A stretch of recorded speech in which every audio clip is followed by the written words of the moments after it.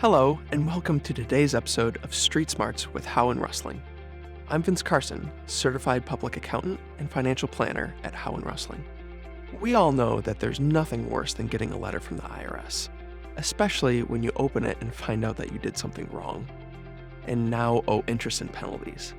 Today, I'm going to be covering some of the most common types of penalties, why they occur, and how to avoid them. The first type of IRS penalty to avoid is known as the failure to file penalty. As the name would suggest, this penalty is imposed on taxpayers who don't file their tax return on time. This failure to file penalty is calculated at 5% of the unpaid income tax balance for a maximum of 25%. This penalty is very easily avoidable by simply filing your tax return by the due date, April 15th, or by filing an income tax extension, which provides you an additional 6 months to prepare your tax filings. Speaking of income tax extensions, it's very important to note that filing an extension only gives you additional time to file your tax return. It does not give you additional time to pay the amount due. This leads me to the most common type of penalty, which is the failure to pay penalty, or commonly known as the underpayment penalty. This is especially important to consider if you own a flow-through business, such as a partnership or S-corp, or have a sizable amount of taxable investment income in any given year. The underpayment penalty comes about when a person does not have enough income tax withholding during the year, or they don't pay enough in with their quarterly estimated tax payments. Most of the time, taxpayers find themselves owing an underpayment penalty when they are not aware of their progress or lack thereof towards paying in their income taxes throughout the year. There are two methods to avoiding the underpayment penalty. The first method is known as the prior year method.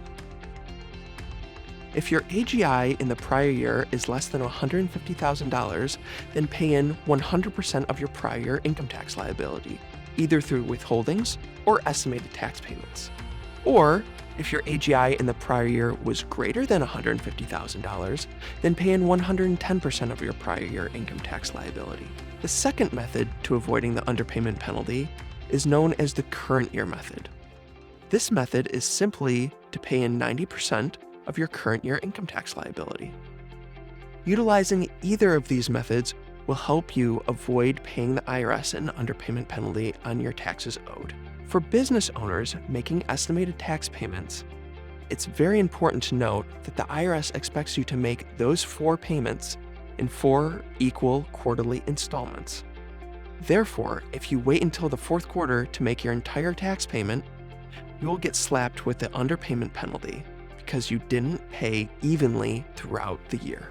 But what if you don't know what your business income will be until the end of the year? It's very often difficult for business owners to anticipate what their taxable income is going to be and then pay their income taxes evenly throughout the year. For certain business owners, such as owners of an S-corp, there is one nifty way to avoid this pitfall. That method would be to use W-2 withholdings as your payment method to the IRS. For whatever reason, the IRS views W-2 wage withholdings as always being paid evenly throughout the year, even if the withholdings are done with one big bonus check on December 31st. Now, have you ever wondered how the IRS knows what your tax liability should be? This may be a good time to talk about the IRS matching program, which is when the IRS receives data that does not match what a taxpayer claims on their tax return. For example, the IRS receives copies of W-2s from the Social Security Administration. They receive Form 1099s for payments made to contractors, and they also receive Form 1099s for interest, dividends, and security sales from banks and brokerage houses. If a taxpayer fails to include an income item on their tax return, and the IRS received a document stating some type of income should have been reported, the taxpayer will absolutely be receiving a notice from the IRS and will be charged income tax, penalties, and interest on the omitted items. So, as a recap, the failure to file penalty occurs when you do not file your tax return by the due date or extended due date. The underpayment penalty occurs when you fail to file the required income tax by April 15th. The main way the IRS determines a taxpayer has not reported all applicable income on their tax return is through the IRS matching program. And please remember, extensions increase the time to file your tax return, but does not increase the time that you get to pay your income tax itself. I hope today's episode was helpful in understanding some of the more common penalties that taxpayers find themselves paying the IRS. It's very important to be aware of the actions you need to take in order to avoid these penalties. As always, if you have any questions on your finances, our team at How in Wrestling is always available to help. Thank you so much for tuning in to today's episode of Street Smarts with How in Wrestling.